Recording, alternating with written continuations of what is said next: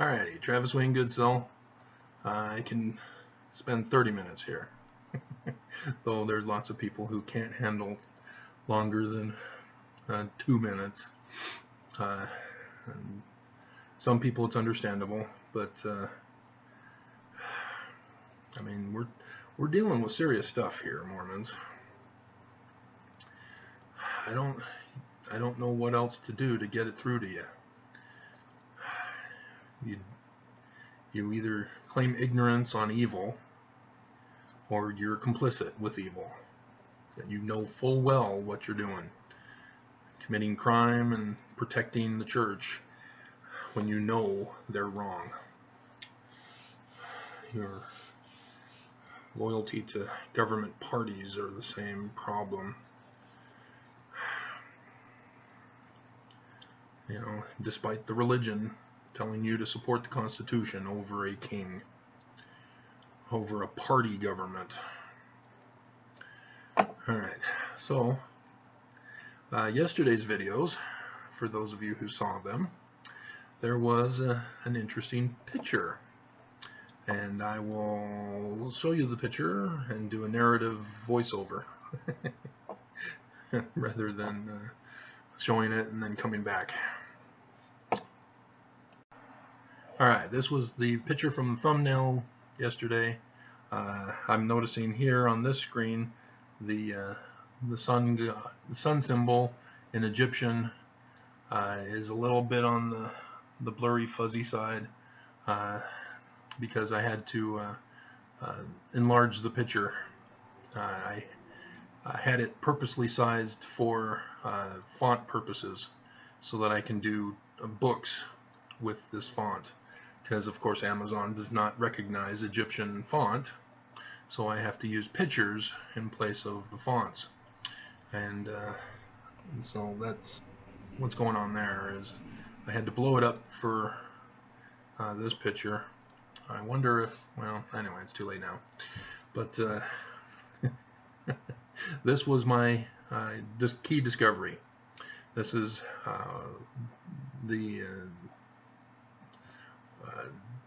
how I figured out the origin of Paleo-Hebrew, the origin of the alphabet, and it was this recognition. On the left is the netter flag symbol of representing, translated as gods, or God singular. If you have 3, then it's plural. And the sun symbol, so God of the sun.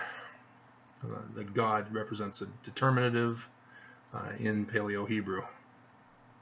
And then the sun, God of the sun, who is Ra in Egyptian. And thus Paleo-Hebrew associates Resh with R and Ayin with the Ayin.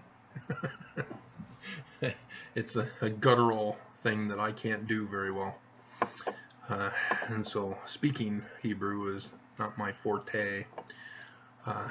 However, it's the Omicron in Paleo-Greek, and Omega is the other branch off from that, being the rising sun at either sunrise or sunset. It's the Omega symbol that I had identified. So that's my discovery too. As much as other people speculated, I guess I have never seen anybody speculate on that, but I'm sure if there have been those who said, hey, that looks like a sun rising from the Akhet, they would be correct. I've confirmed that and established that as my discovery. And then of course the identification of Yah, the Hebrew God, with Zeus, the Greek god.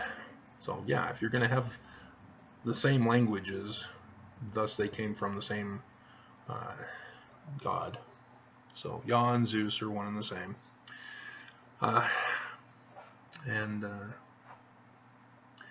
Mormons might recognize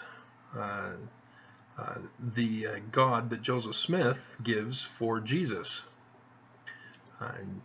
Mormons all know it, even though they may not remember or recognize that they know it to be the case. Son Ahman, you know, Adam Ondai Ahman. Ahman was the Egyptian sun god, and syncretized. I'm not sure if I'm pronouncing it correctly, but combined with the god Ra to become Amun-Ra, and that was the 18th dynasty, the god of the 18th dynasty, and the Amun priesthood was the main priests, of course. They were the higher priests. Then there were lower priests for regular functions as well. And then, of course, when Akhenaten came in, he shut down the Amun priesthood, the high priesthood, and put in the Aten priesthood in place of the Amun priesthood. So, Mormons, you should recognize this. It's from the Doctrine and Covenants. Didn't you know that? Seriously? We have to go to it and waste time as this clock... I can't pause this clock. Alright, we'll go to it.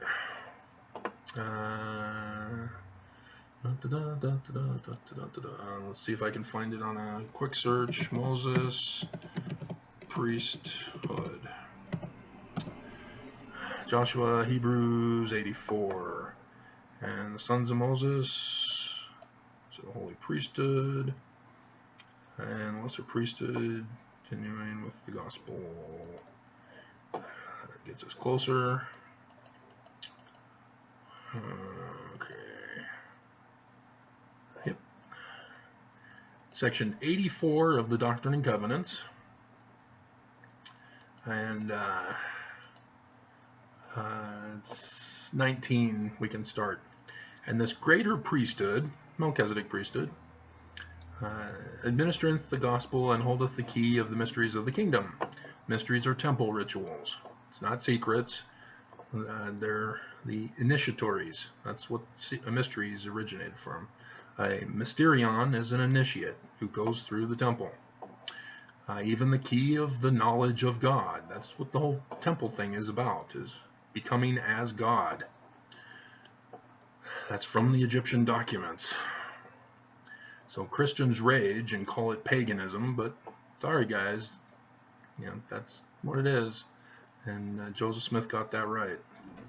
Therefore, in the ordinances thereof, temple ordinances, the power of godliness is manifest. So the temple ordinances are for the becoming a god. Without the ordinances thereof, and the authority of the priesthood, the power of godliness is not manifest unto men in the flesh. That's the whole purpose of the Holy of Holies. Throughout this, no man can see the face of God, even the Father, and live. And at 23, here we go. Now this Moses taught plainly to the children of Israel in the wilderness, and sought diligently to sanctify his people, that they might behold the face of God. But they hardened their hearts, and could not endure his presence. Therefore the Lord in his wrath, for his anger was kindled against them, swore that they should not enter into his rest while in the wilderness, which rest is the fullness of his glory. Therefore, verse 25, he took Moses out of their midst, and the holy priesthood also. So there you go. Right there. Moses did exactly what Akhenaten did. So yes, I then wrote a book showing how Moses is Akhenaten. And so he wasn't in the wilderness. He just moved the capital to Akhenaten. That's what he called it. And it was there that he decided, hey, this is going to be the new capital, and did away with the Amun priesthood of Egypt, and formed the Aten priesthood. And so, yeah, right here in section 84, guys, right here. And you've seen it, Adam Ondai Ahman. is the name of God. Son Ahman is the son of God. And 18th dynasty is where the pharaohs began to use the myth that Ahman, in the God form, would condescend to the queen of Egypt and conceive in her the birthright blessing son to be the next pharaoh of Egypt. And so, yes, the pharaoh was the representative. It wasn't really the god Ahman, but pharaoh was seen as God's representative on earth, and thus God. And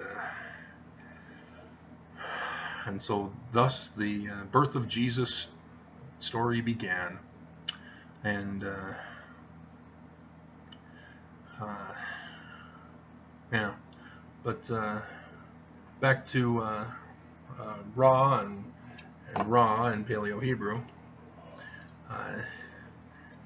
I thought it was interesting that Jean Champollion, the one who deciphered Paleo-Hebrew, though others had sort of figured out a couple of things, it was Jean Champollion who's given the actual credit for the decipherment.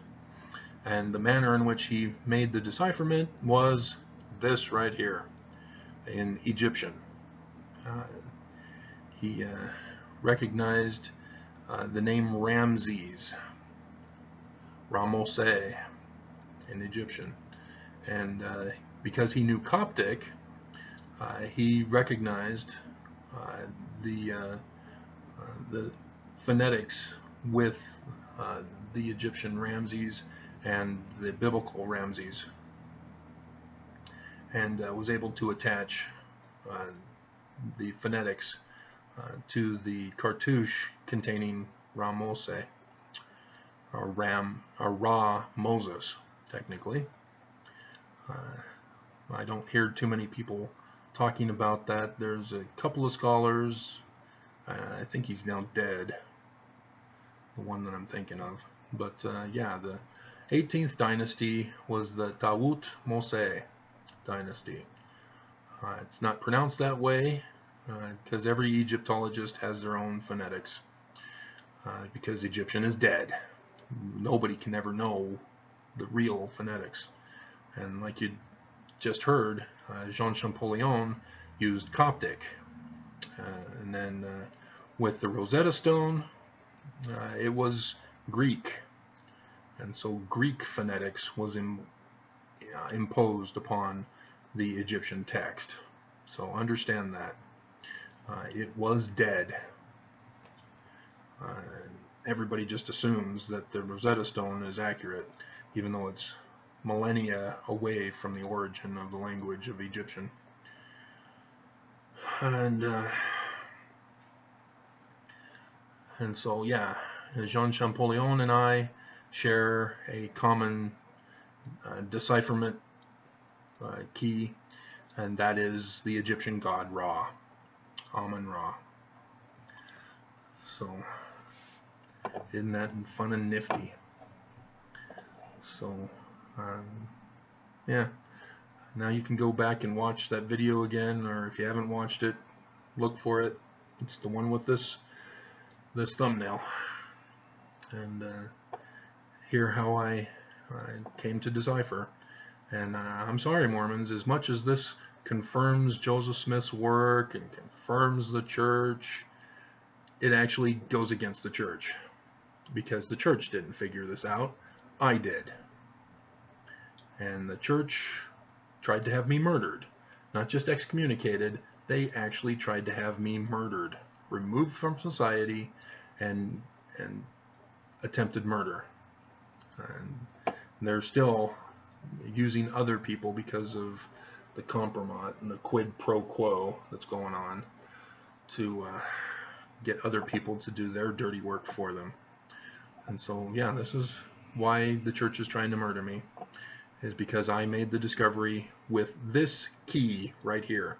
This is the key of translation, guys. When they talk about seers and the keys of the priesthood, and the seer can translate ancient records, this right here, this is the key. This is the primer. This is how I figured out Paleo-Hebrew.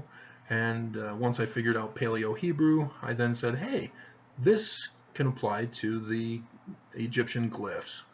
And sure enough, it worked. And the theory test for the Egyptian glyphs was the biblical text, as I started recognizing, hey, wait a minute, that Egyptian glyph is in the Bible, the Torah, and that one is from the Gospels. And so that's how I did it. All because of this key to decipherment right here. And it helped Jean Champollion, and it helped me. And it's interesting, to say the least. And not a single president of the Brighamite Church has ever figured out how to do translation as Joseph Smith did. And only me. And because I did it, that means the Brighamite Church is false. It's that simple, Mormons. You can hate me all you want. You can ignore me. You can comment evilly on my thing, calling me names and blah, blah, blah, and I'll just delete them and ban you from my site. But you can't deny truth, guys. You know, the scriptures tell you, seek for truth. You cannot be saved in ignorance. And that's the conundrum you're in. The church is false, and you guys refuse to accept it. And right here, the key. So I might have to change the title of this video. I have more on the LDS Mormon Church God, Ahman. So yeah, maybe I'll do something about the key of translation revealed. All right, so I gotta go anyway, so have fun. You know, you gotta make up your mind, guys. Church ain't true.